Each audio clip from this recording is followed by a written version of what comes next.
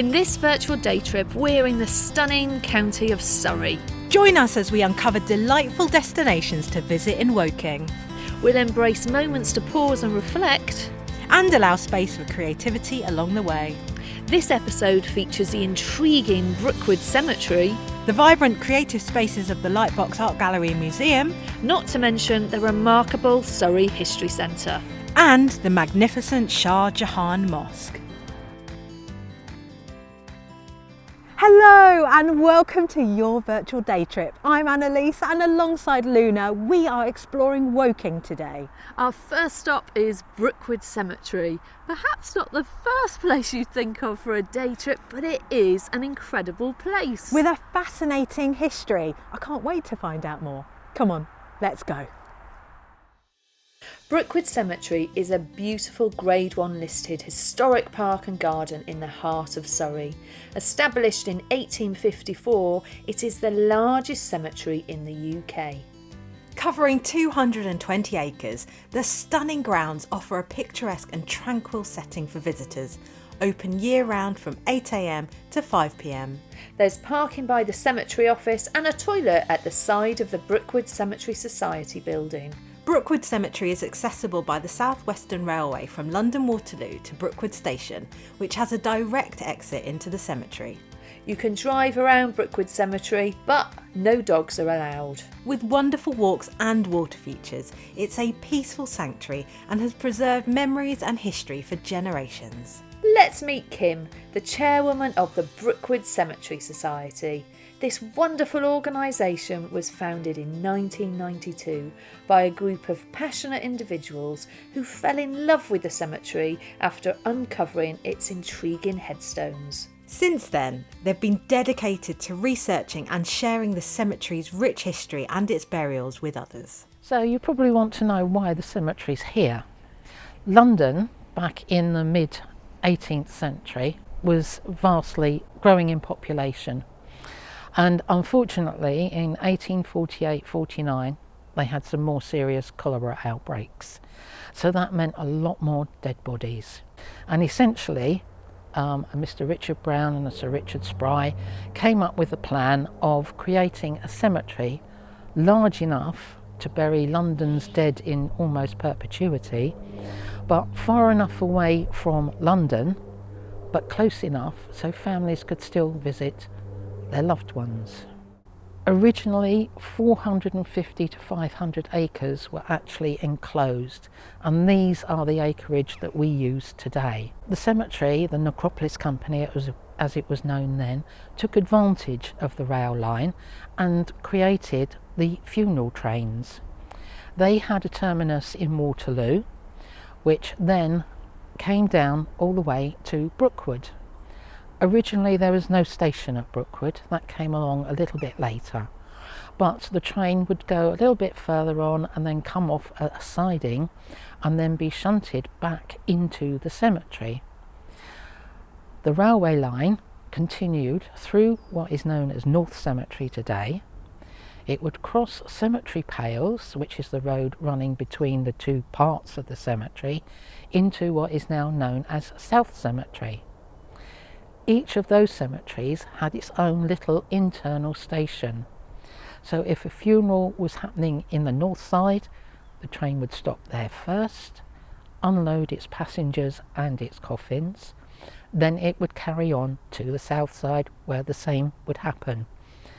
There was a set timetable, and at a certain time the train would then do the reverse, pick up its passengers from both little stations and then head back to London.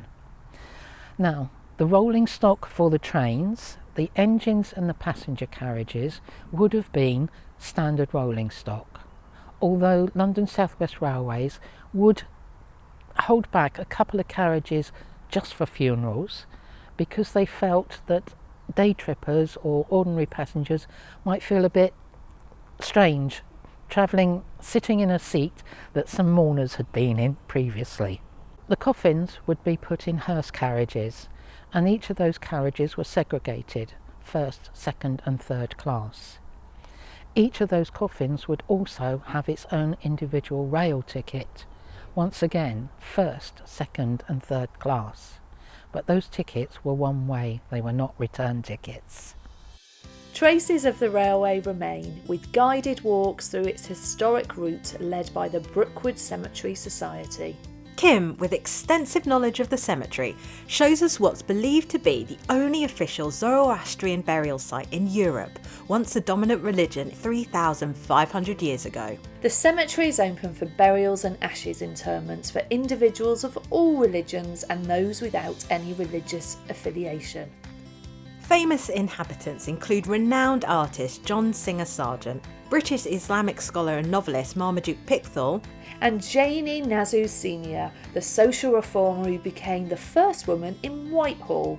Many individuals buried here lived remarkable lives and significantly impacted their communities. Kim, who would be your favourite person if you had to choose just one?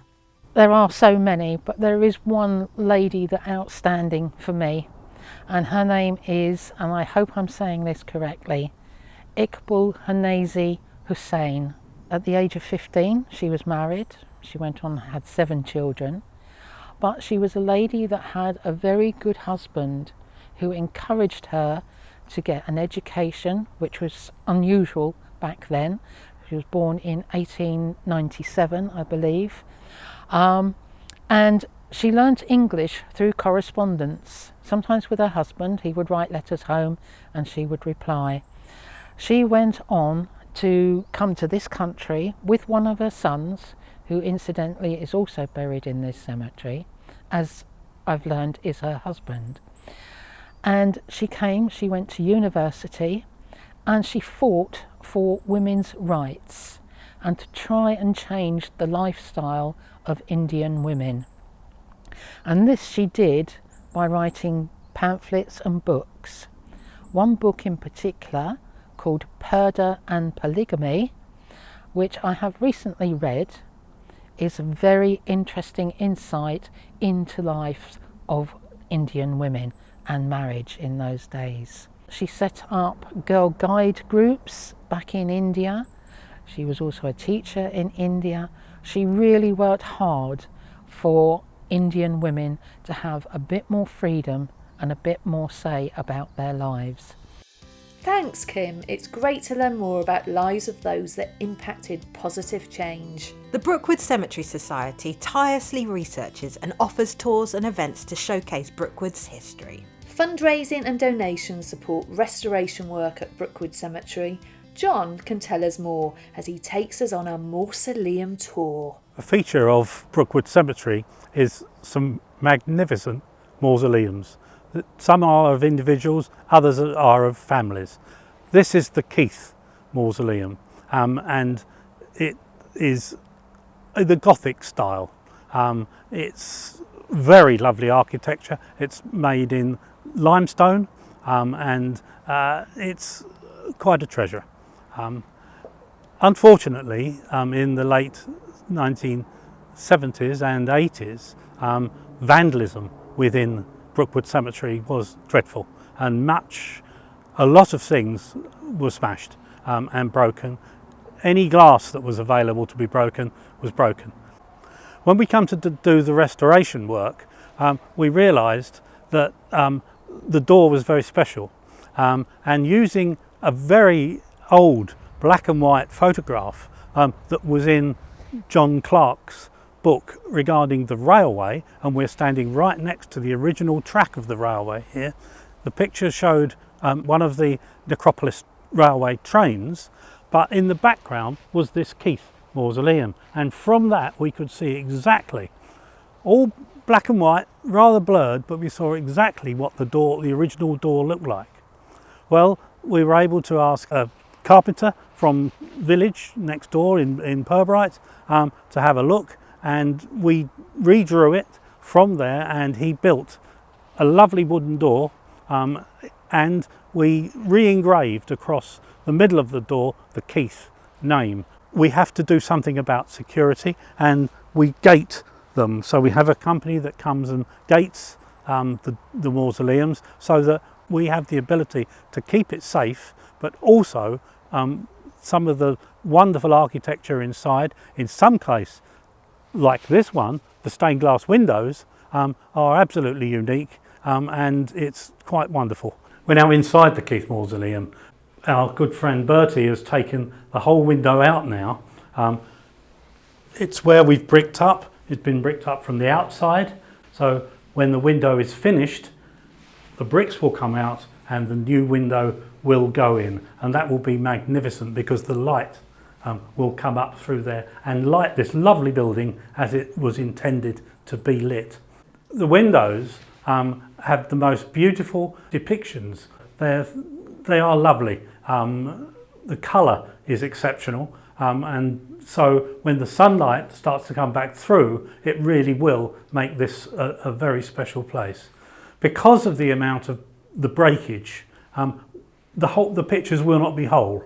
We will use the effigies and the pictures as much as we can, but it can't be restored as it originally was. That's way outside the budget that we would be able to use. So we're doing what we can, but what we can is going to look very, very special indeed. It's unfortunate that vandalism has resulted in numerous issues and costs, but fortunately vandalism has decreased, so all the effort put in should benefit visitors for many years to come. How wonderful to be using local skilled craftspeople too. Where next, John?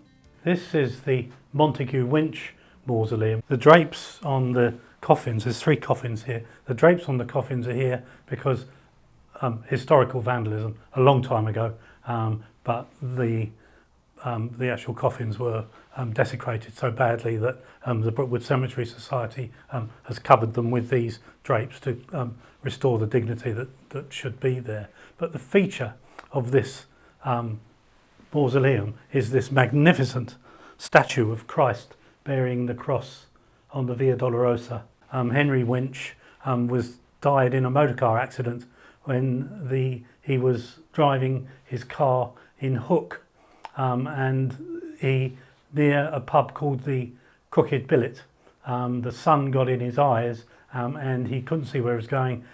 The car crashed, it turned over, he was fatally injured, but he died the next day. And two special trains ran that day, one to bring his relatives from London to hold the funeral here, and the other was to bring his remains and the coffin. So there were 2 trains on that occasion.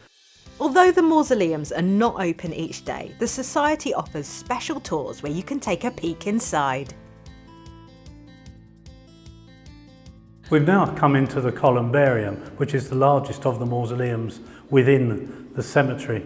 This was really originally built for Viscount Chelsea, the Earl Cadogan, but when it was built, the family decided, and the family decided that they didn't want to have their remains here, and their remains went to their estate.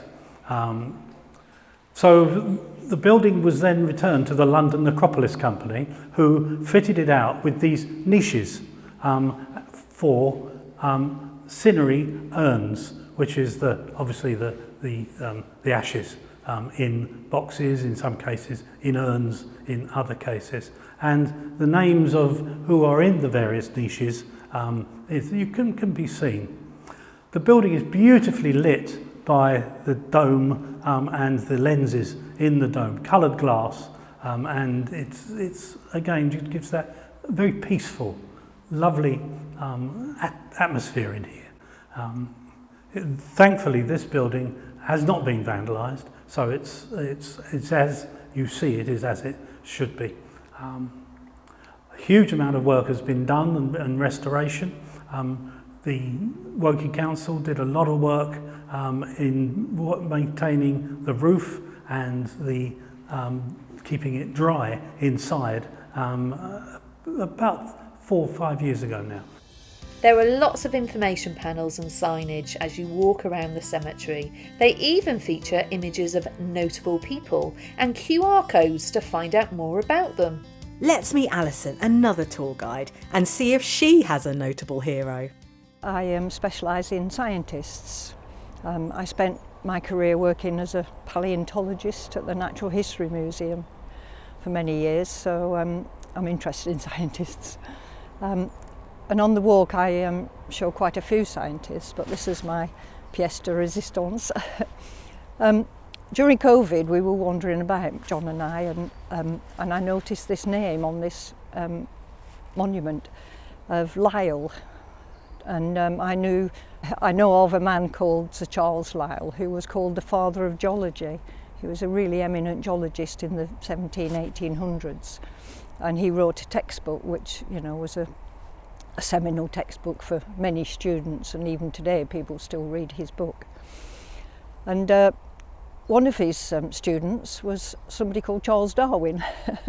So Charles Darwin took his book with him on the Beagle when he went off to around the Galapagos, and you know, started getting interested in evolution and started writing his book.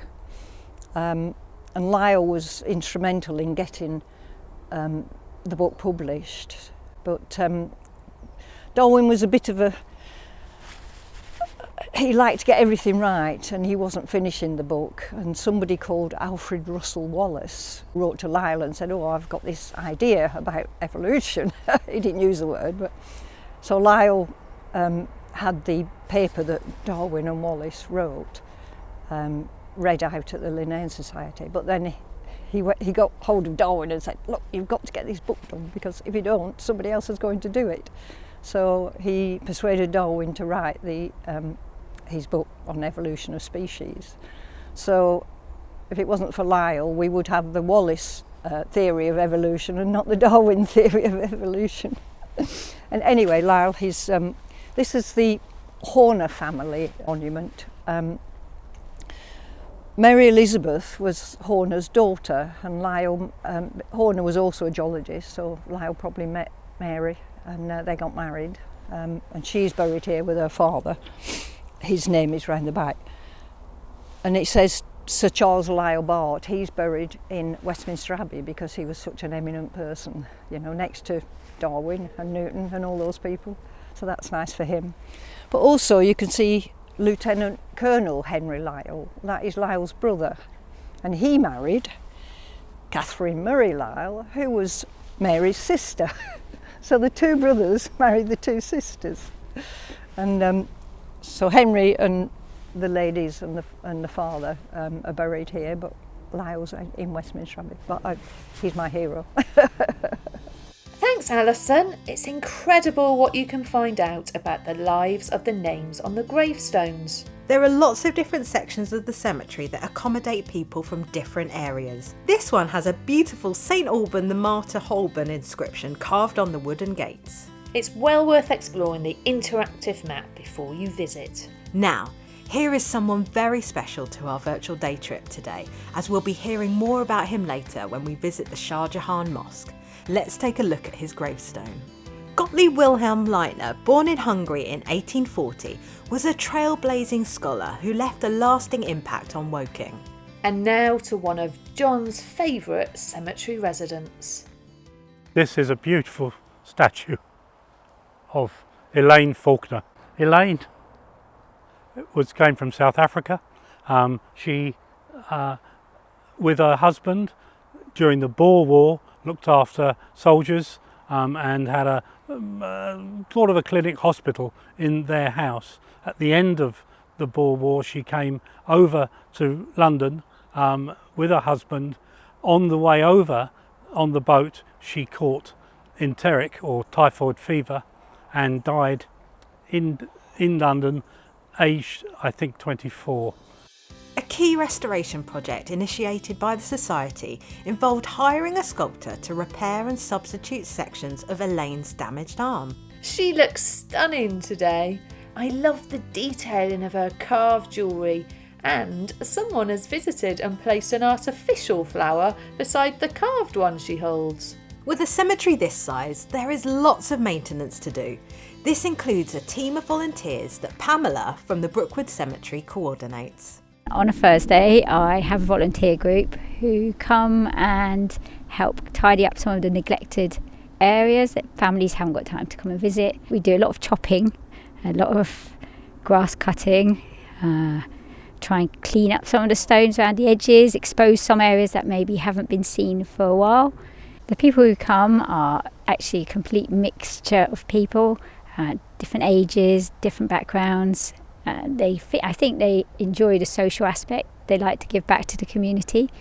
I know a few of them certainly enjoy spending a bit of time outside working when they spend most of their time working in an office, and it benefits families who can't get down anymore to visit their graves. We do it every Thursday. We start at 10. I message on a Wednesday and let them know where we might have picked for the following day, obviously weather dependent. Try and pick some areas that aren't too wet or ones that are under trees. No skills needed, because you can just pick up a rake, or we'll show you whatever you need. Any training that's needed for tools we can give. Thanks, Pamela. What a fantastic volunteering opportunity you provide. For visitors, this cemetery reveals a delightful little surprise hidden among the trees.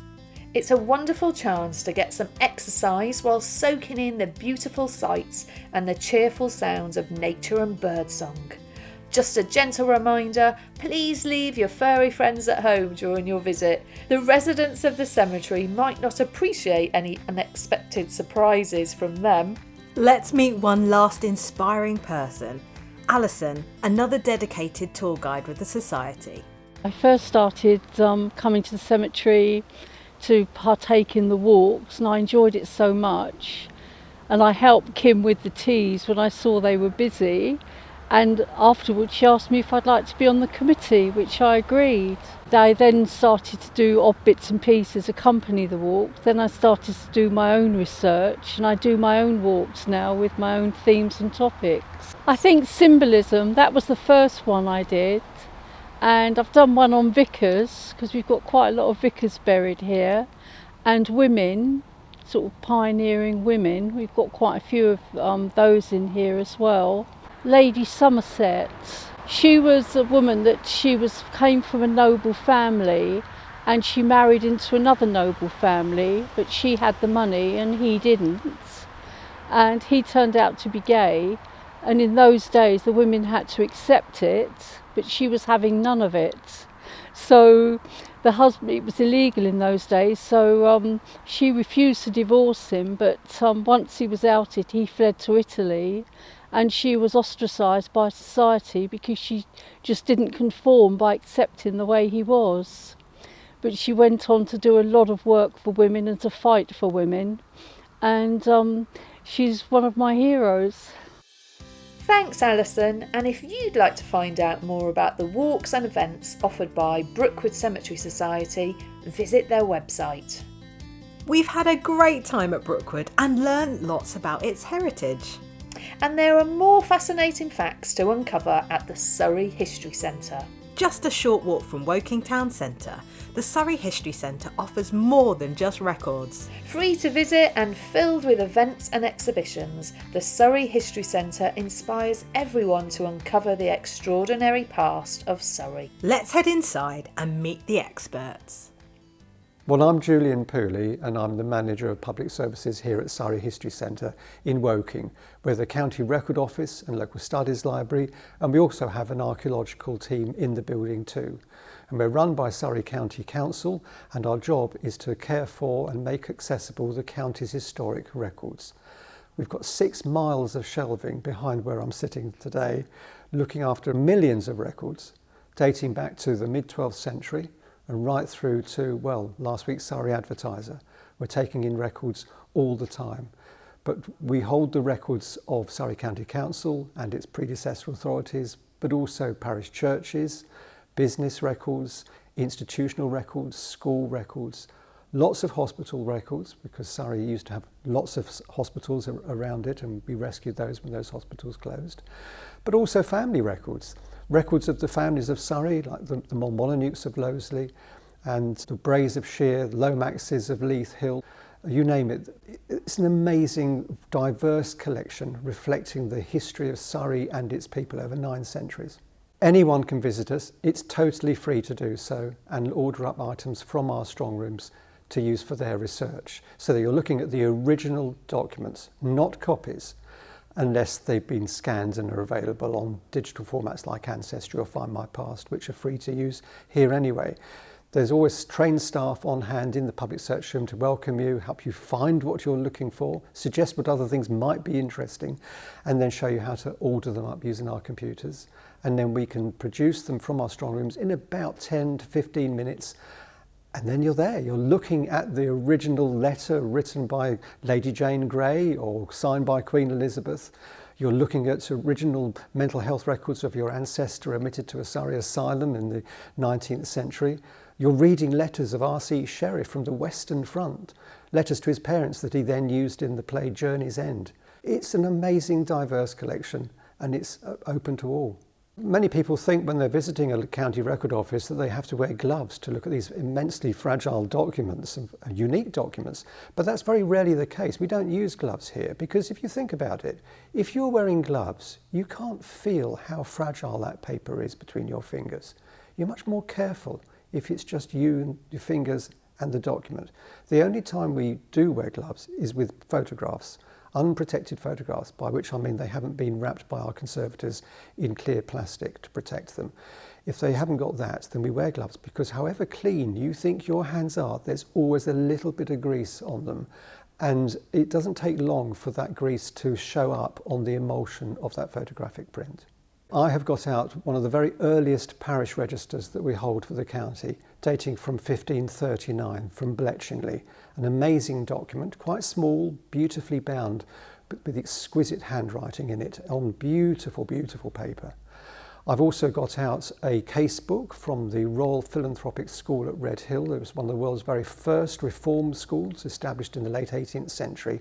And we've got its records going right up to the 20th century, but those in the 19th century have got wonderful information about the boys admitted with photographs of the boy and a detail of his crime, stealing a haddock from a slab on Southwark Market or something like that. But you get the whole family history behind that too. So for family historians, they're gold dust. I've got an early map of the Manor of Betchworth, dating from 1634, which is drawn by hand on parchment. So probably 2 sheep gave their lives for that map. It's beautifully coloured and you can see the fields and little houses around Betchworth and Gadbrook. I've also got out a casebook of the Manor Hospital in Epsom, recording the lives of women who were admitted to that psychiatric hospital in the early part of the 20th century, again with photographs of the patients pinned to the page. And I've also got out one of our very earliest deeds of Oxted over in the east of the county, which we think dates from the late 12th century. Wow, thanks Julian. Seeing people's handwritten papers centuries old is a real privilege, and the fact that this immense resource is free to access is remarkable. Let's head to the strong room to meet Lauren, who can tell us about the events and exhibitions. I organise a whole variety of different events, from online Zoom talks to family activities during school holidays to family history workshops, and I also promote all of the amazing work that Surrey Heritage as a whole does. So we're in the strong room here of Surrey History Centre. We have 2 of these that are exactly the same size. Effectively they're a building within a building, full brick walls are all around. It's slightly chilly in here, it's kept at 16 degrees to keep the documents in an optimum temperature for preservation. There's also a slight breeze which prevents mould growth. We also have a smaller photographic strong room which is set at a different temperature and humidity. When a new accession comes into Surrey History Centre, like a new document or a book or a letter or photograph, our archivist will have a look at it and decide whether we would like to keep it in our strong room. If it is something we would like to have, we need to assess the condition of it. Documents are affected by insects, grease, light, damp, so we don't want any of that coming into our strong room and contaminating it. So if it has been affected by one of these, our conservation team will have a look at it and assess what we need to do. With insects, we cover the document in cling film and pop it into our blast freezer, which is super chilly, and after 3 days in the blast freezer, it's then left to defrost, and that should kill any insects that have been living and munching on all of the papers or animal glue within that document. The reason we use cling film is so when the water evaporates and when the document is defrosting, the water clings to the cling film and doesn't cling to the document, and therefore doesn't damage the document further. So if you come into the strong room, you'll notice that we have a big red pipe above us. And if you think about what I've just said about water damage, that we don't want any more water affecting our documents. So if a fire was to break out, the big red pipe won't release water like a normal sprinkler, it will release argonite gas, which will diminish any fire that might start out in here. Each document is given a specific reference number. That reference number is then put into our database for production, and that means that if anyone orders up anything, we can just type that into our production database and then be told what aisle number and what shelf number, and then where the document is within those packaging. So everything in the strong room is organised by size, which is quite surprising. You might think that all of Woking is down this aisle, but everything's organised by size to maximise the space. So we have a packaging team here. So when documents are ready to be stored into the strong room, they're packaged correctly in acid-free paper. This might mean a folder, and then it has a string tie, which is always tied on the side, not on the top. So then if documents are placed above it, there's no pressure building up onto the document below to cause an indent. So you might think that we already have everything from Surrey's past stored here, but that's not the case at all. We're sometimes finding things in skips that people have thrown out, and even last week we had a call about a mental health hospital casebook that was found in an attic, and this is the volume 4, and we've got all the other volumes apart from this volume, so that is now coming to Surrey History Centre to be reunited with the rest of the volumes. So we do offer groups tours of the building, so you'll get to see the public areas, the archaeology unit, storage, the cleaning side, conservation, and of course the strong rooms. Thank you so much, Lauren. What a fascinating opportunity to learn about the collection.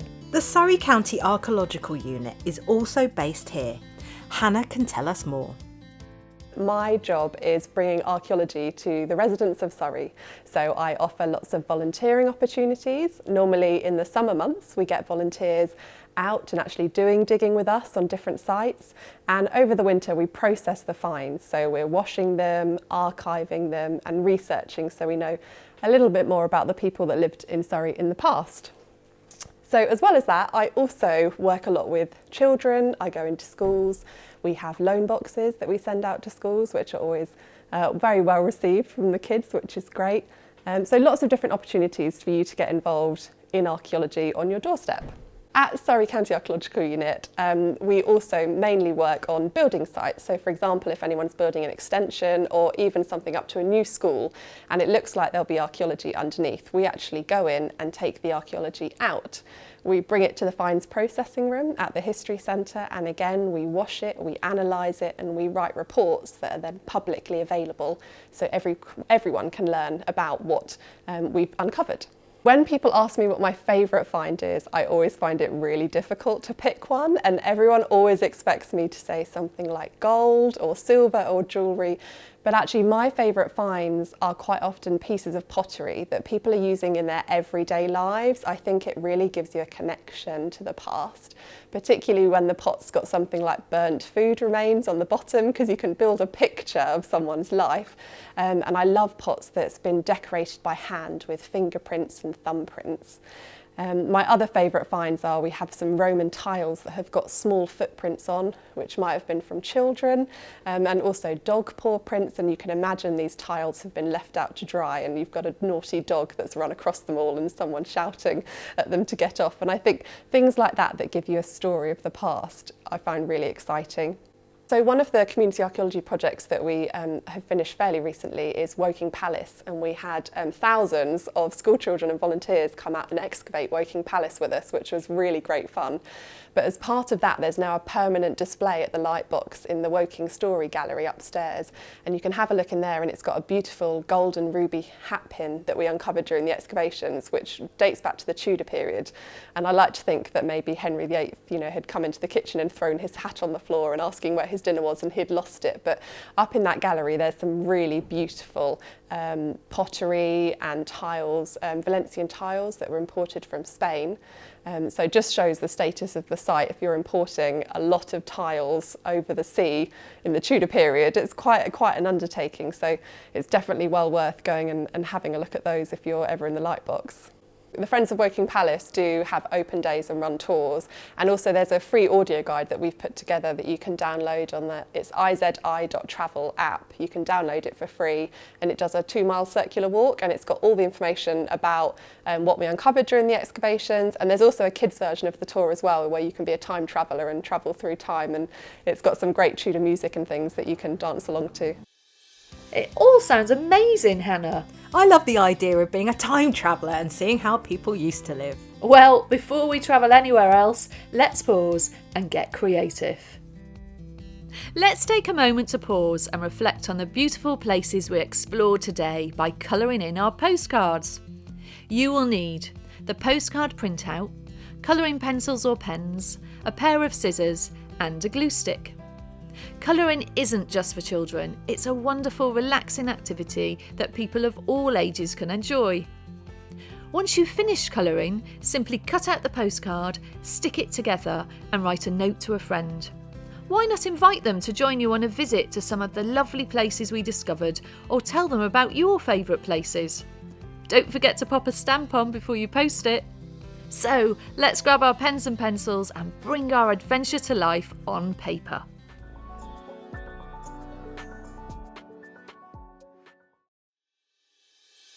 Earlier, Hannah mentioned the Lightbox Gallery and Museum in Woking. Our next stop. A short walk from the train station, the Lightbox is also close to a large car park by the canal. Their vibrant programmes ignite creativity and support well-being, empowering communities through artistic dialogue. Let's meet the Lightbox director, Sarah. We are an award-winning, purpose-built museum and gallery. We're built by the Marks Barfield Architects, and we were the inaugural winners of the Museum of the Year award. And we are the only Visual Arts Council National Portfolio organisation in Surrey. We host a lot of community groups here, a lot of education, school visits, but we also have a changing programme of temporary exhibitions. So we're sitting now in the main gallery, which is a beautiful space, and the current exhibition, Material Thinking, is one of the 3 temporary exhibitions that we put on each year. And this is a show that has invited artists to engage with the Ingram collection. We also house the Ingram collection. We also house the Joan Hurst collection and Woking Story, which is a collection that presents Woking social history. So we're a combination of a gallery and a museum and a hub where audiences can really explore their own creativity. The Lightbox is situated on Basingstoke Canal, and we have a beautiful cafe and courtyard and a brilliant shop where in the shop you can buy ceramics, jewellery, by makers and artists living and working in Surrey, but also from all over the world. Throughout the building we've got sculptures from the Ingram collection. You can see work by Lynn Chadwick, Elizabeth Frink. There's always a changing display, so there's always something new for audiences, and a lot of our audiences obviously come back, and if you do come back it's really worth buying a membership, because then all the programme is free for members, and a lot of the events and activities we run you either get a discount or they're also free. Thank you, Sarah. There really is a lot happening here, and this beautiful building is filled with amazing collections. Now, let's hear from Heather, who will share the Woking story with us. So the Lightbox is an art gallery and a local heritage museum, and so I deliver a programme to anyone from the age of 0 to 100, I like to say. Which means that we focus on being creative in all of those aspects to ensure that people can learn through play and activity. So Woking Story is a thematic exhibition, so it talks about the different areas of Woking, including, we start with the Tudors right up to present day, as much as we can do with a local history museum, of course. So every area tells a different story. So we have the entertainment of the area, through to industry and business, through to the Tudors, the churches, the mosque, and the mental health asylum or hospital, depending on which era you're talking about, along with the railways, which are really important all to Woking. The Shar Jahan Mosque is really important to the Woking area. It was built in the late 1800s, and it's really important because it was the first purpose-built mosque in the UK, which meant that people could come from lots of different places to worship. It's also really important, obviously, because it brought a lot of people outside of London to the area of Woking, which again came with the railways, and it meant that lots of people migrated here for their community, and we still have that community today, which is really important to us as residents of Woking. The objects that we've got, most of them aren't on display. Some of them, we obviously can't display every object that we have, but we have this beautiful panel that was developed by the women from the mosque when we first opened the exhibition in 2007, and that it is created from lots of different colours and patterns, so it showcases the beauty of the mosque itself. We also have things to do with the Quran, and we have a lovely film which shows people worshipping and enjoying a celebration, and it also talks about the different patterns, the Islamic patterns that you have in the mosque as well as Islamic patterns as a whole, which I think is really important for people to learn more about. The reason that Woking became really a town was because they decided to build the railways from London through to Southampton, and they had to build that in 2 stages. So that meant that they built London to Woking first, and then Woking built up as a town around that, and then obviously they built the Woking to Southampton, and that meant that more people came here. So before the railways, it was nurseries, so lots of land, there was some golf courses, but fairly kind of empty really of people, and then after the railways came, it developed into a town itself, and there's still quite a lot of old buildings around the area itself. It's brought more industry, I guess, because you have the hospital, the cemetery, and the mosque, as well as, you know, people's houses. So the cemetery is really key to that as well, because without the railways, then the cemetery wouldn't have been here. The cemetery was, again, at the point of being built, was one of the largest in Europe. The reason that it's really important is because it is full of different types of people. So you have an area for Christians, an area for non-conformists, an area that's a Muslim burial ground when it moved from another place in Woking. You also have an area for actors, because there was an actors' school that was a retirement home in the area at one point. So that's quite an interesting part of the cemetery. Brookwood Asylum, as it was called, but it changed into Brookwood Hospital after the First World War. They kind of decided to have to give the hospital name, so it felt much more like you were helping people. Obviously, you're still talking about Victorian times with mental health, and so you're still talking about things that we would find quite horrible. However, Brookwood Hospital was known as a nice place for people to come, rather than a horrible place like some of the asylums could be. They had lots of land. They also used to do things like put on shows for the staff, the other staff and the other patients. They used to have, make shoes. They had their own fire brigade. The area that the asylum and hospital was on got redeveloped when they closed in 1994, when Care in the Community came in. And now it's housing estates, the admin buildings are luxury flats. The old church is now a Buddhist temple, which again is a really lovely thing for the area. And one of the old theatre buildings is a Montessori nursery. A lot of what we do, we work with adults in lots of different ways. So we obviously do drawing classes, and we have workshops for adults. And some of them include things like Art in Mind, which is our group for people who are living with the early stages of dementia and their caregivers. That could be husband, wife, daughter, son, friend. And it's really important for us. We've been doing Art in Mind since 2013, and it's a really important part of what we do. it sometimes just means that the person living with dementia and their caregiver are having a really nice shared opportunity where they're being creative together. It's not about getting them to a hospital appointment, making sure they're eating, having their tablets, which is a lot of what the caregiving role is. But it's about developing an activity they can do together, they can enjoy. I think my favourite thing about the Lightbox is obviously sharing what we have here in our history, but also our art, and making sure that it's a safe place for anyone to come, whether they want to come on their own or whether they want to come with groups. It's also really important that we use the history of the area as much as possible through our knowledge of mental health, and also just the fact that creativity can really help you with your well-being potentially, or just help you to be more confident and learn something new.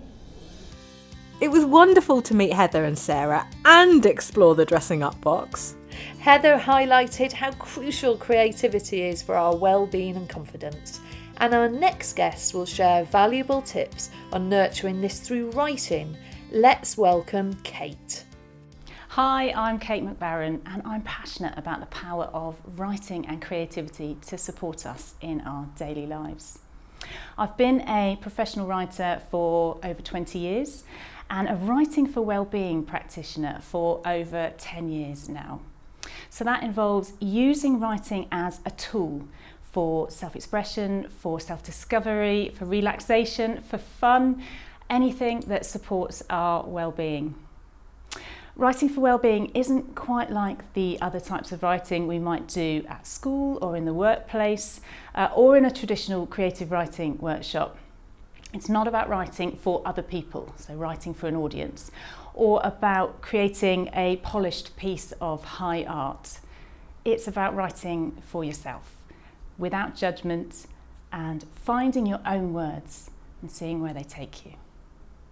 This type of writing has been so helpful for me over the years.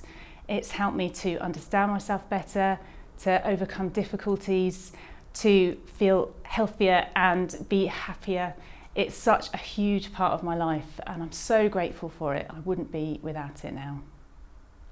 For me, writing for wellbeing is a really freeing way to write, and I think that's partly because it is about approaching our words without judgment. But also, you don't have to stick to the usual rules of writing when you're writing for well-being. So things like spelling, grammar, punctuation, they're not the focus here. It really is about finding your words and what matters to you. In my workshops, there's also a focus on connection. So being there with other people and sharing our experiences of life. There's no pressure to share your actual writing in the workshops, so you can feel free to write whatever you need to and whatever you want to. But there are lots of opportunities for discussion, so we can talk about what's come up for us during the writing or talk around the theme of a workshop. I like to use lots of prompts in my workshops to help us find our flow and encourage the words to come out. So things like photography and objects are some of my favourites, and I love to find creative ways to bring in extra elements into activities. So it's not always just about writing. You can draw, you can doodle, sometimes I'll incorporate some collage, which you can do if you like, but it's really flexible. It's about whatever works for you in the moment. I'd like to share one of my favourite writing for wellbeing activities with you. And while I do, please do remember that writing for wellbeing is about writing without judgment. So you can feel free to just let your words flow onto the page however they want to. Now we'll get ready. Make sure you've got something to write with and on. Get yourself comfortable in your seat. Take some deep breaths, if you like, to help relax your body. And we're ready.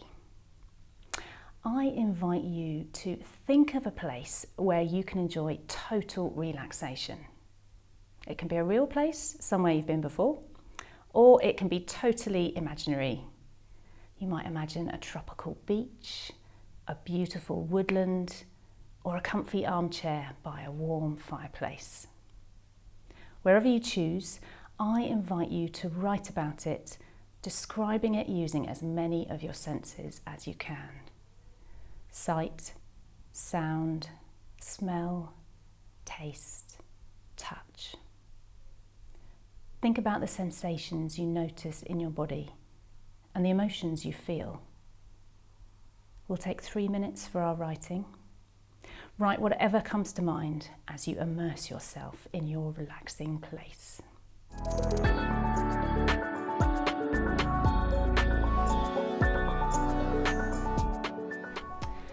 Now I invite you to bring your writing to a close.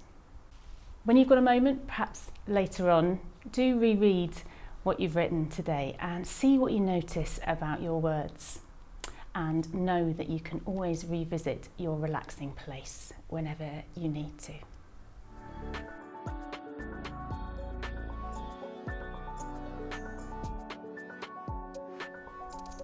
I run workshops in the community around Surrey and also online.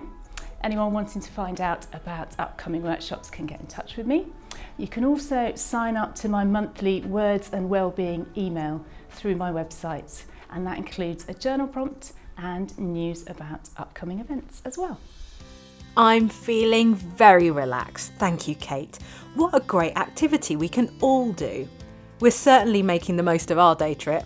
There's still one more place to visit, but first, let's meet some of Woking Town Centre's larger-than-life characters. Woking-born sculptor Sean Henry's incredible works are scattered around town, showcasing the creativity that pulses through the area. I was thrilled to make a new friend. And fans of The War of the Worlds will recognise The Martian, a stunning creation by Michael Condren that pays homage to H.G. Wells and his iconic novel. Herbert George Wells was a prolific writer, and he penned his sci-fi masterpiece while living right here in Woking. And just around the corner is the Shar Jahan Mosque, where we're going to meet Mohammed. My name is Mohammed Habib. I'm the Shar Jahan Mosque manager. This is my 10th year here at the mosque, and we're sitting in the beautiful gardens of the Shar Jahan Mosque in Woking, which is a National Heritage Site. It's the first purpose-built mosque in Britain, so we're very fortunate to be here, and it's great to have you here and be speaking to you about the building. So the mosque was built in 1889 by a Jewish linguist from Hungary, Gottlieb Leitner, who could fluently speak 50 languages by the time he was middle-aged. He spent most of his life in India as the head of the Punjab University. Then he had a passion to set up an Oriental Institute of Learning. So he founded that here in Woking, and he built the mosque as a place of worship for students that were coming to study at the college from India. His actual vision for the whole site was not just a mosque, it was actually to build a mosque, a temple, a church and a synagogue. But sadly, 10 years after he built the mosque, he passed away, so he wasn't able to complete his vision. Some of the features of the mosque are the onion dome, which is the spherical dome that you see, which is a very prominent feature of a mosque. And right at the top of the dome you see the crescent moon, which is the religious symbol within Islam. Then you have the minarets, which usually are the highest point of the mosque, and this is traditionally where the call to prayer is given. The architect who designed the mosque was an English Christian architect called William Isaac Chambers from Guildford. He'd never designed a mosque before, so he travelled to Egypt, India and Turkey to take inspiration, and the mosque was funded by an Indian Muslim princess called Princess Shar Jahan, who was the Begum of Bhopal, and she contributed around about £5,000 to the building of the mosque, and it was completed in the year 1889 as the first purpose-built mosque, not just in Great Britain but in northwestern Europe. So the history is a very extraordinary, a very interesting and a very against the sort of norm. You've got somebody Jewish building the mosque, somebody Christian designing it, and an Indian princess paying for it. So it really shows unity, cohesion, working together, and that if these things are implemented, the outcome is always something amazing and beautiful. And the mosque is a living example of that here in Great Britain today. So the mosque is a very open place, and generally mosques are very open, very welcoming. So we encourage people to either book a tour by contacting the mosque via email, or people are more than welcome just to turn up. And when they turn up to the mosque, they can have a look around. They just need to be mindful of taking their shoes off before they go into the carpeted areas, and just to make sure that they're modestly dressed. So when people do visit the mosque, we have the old historic building, which you can see behind me. We also have the Sir Salah Jung building, which is adjacent to the mosque. It's the orange brick building, which was a publishing house, a museum and a library once upon a time. And we also have the praying halls, which is the long stretch of warehouse looking buildings, which were originally 1915 warehouses that were converted in the 90s. Also in Woking we have the Peace Garden, which was a memorial for Indian Muslim soldiers. So the largest reserve army for Great Britain were Indian Muslim soldiers, so over 3 million fought across both wars. So 27 of those soldiers who died of their injuries at Brighton Pavilion, their funerals were held here at the Shar Jahan Mosque, and they were buried in what is now called the Peace Garden, which is in the Halls of Common, which is about a 5 to 7 minute walk from the mosque, or a few minute drive. The actual graves were desecrated, so the bodies were moved to Brookwood, and in 2015 the Peace Garden was built, and it's a beautiful place with a beautiful water feature, gardens, a memorial plaque.